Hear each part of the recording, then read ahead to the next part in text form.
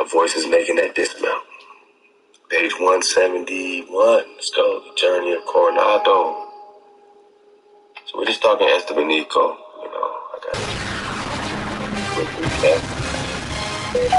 Estebanico, also known as Mustafa Zimori. Estebanico was one of the first native Africans. So he's a Moor from Africa, from Morocco. He didn't look that way in the cartoon, huh?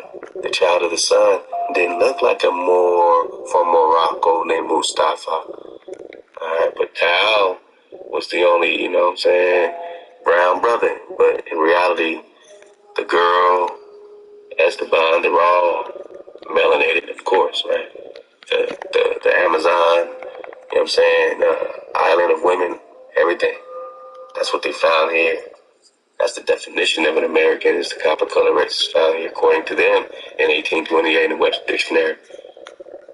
So we're talking Estebanico. He's the first native African to reach the present-day continental United States. That's a big deal. The first born African to reach the continental United States. So he really got the whole Moor thing popping, and this is what led to the Civil War, more and more. Let's go. He is known by many different names, but is commonly known as Esteban de Torrantes, Estebanico, and Esteban the Moor or Mustafa Zimori. Alright, get this thing. Alright, a lot of it's just basically the same. So they say he was enslaved as a youth by the Portuguese. Now we go with Horace Butler's information about Moab being in South America. Near Brazil. Although Brazil's more of Edom, he said. And Esteban, all throughout the cartoon, he said, I feel like I'm from South America. South America feels like my home. So this Moor saying that, I feel like I have a home here in South America, and that correlates with good brother Horace Butler's information. However, they're saying he's born in Morocco, first native African to reach the present day America. So he was enslaved as a youth. Alright. I just want to get to how they said he died. He said later, Estebanico served as the main guide for a return expedition to Southwest. So he kept being the guide. He was the guide. He was guiding foreigners, invaders. Just like the treaties that the Moors did to, treaty of peace and friendship and all these. Let me help these foreigners. Same thing Estebanico did. He's the OG that started it all. Spaniards believe he was killed in Zuni City. In the Zuni City, we got how this related to Zebulon by Graham Hancock. Relates Zuni to Zebulon, city of Hawiku.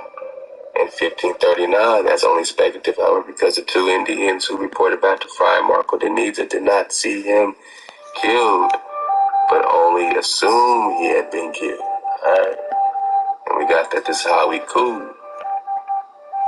This is New Mexico. It says it was the largest of the Zuni pueblos at the time of the Spanish Entrada or invasion. It was founded around 1400.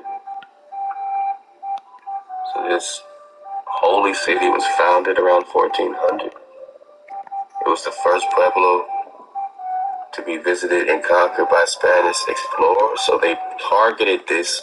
Remember, this 1452 went to war against Israelites, copper color Hebrews. That's why Columbus brought a Hebrew interpreter to talk to the Negro, looking for the Khan in Cuba. It was now, Hawiku, New Mexico, this is just facts, was the first land to be visited and conquered by Spanish explorers. Interesting, right? The Pueblo site is located 12 miles southwest of Zuni Pueblo.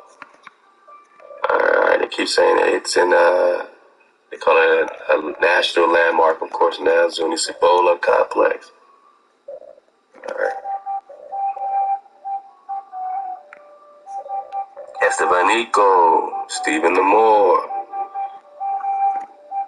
Mustafa is a northern African slave assigned to Fray Marcos de Nizza's expedition, was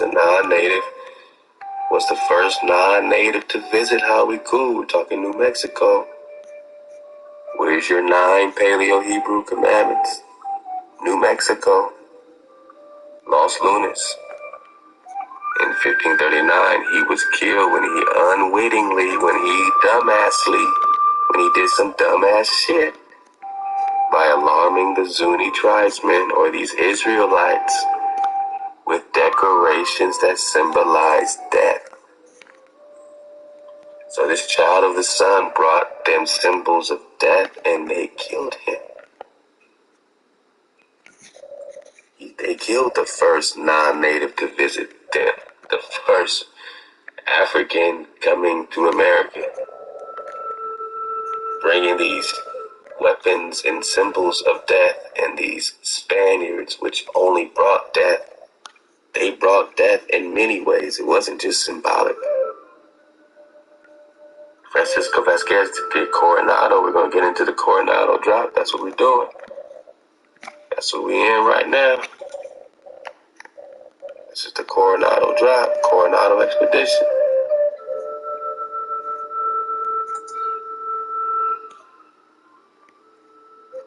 So Coronado conquered the Pueblo in 1540, hoping it was one of the legendary 7 cities of gold.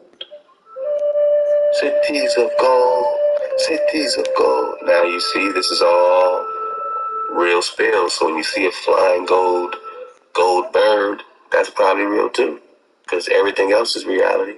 We're talking about the 7 cities of gold. We talk about Francisco Vasquez. He recorded its native name at the time as Cibola,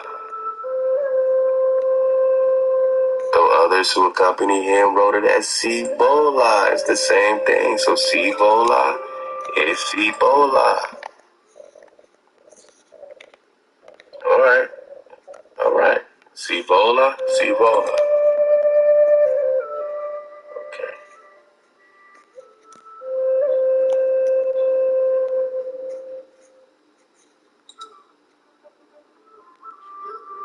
So in this Coronado document,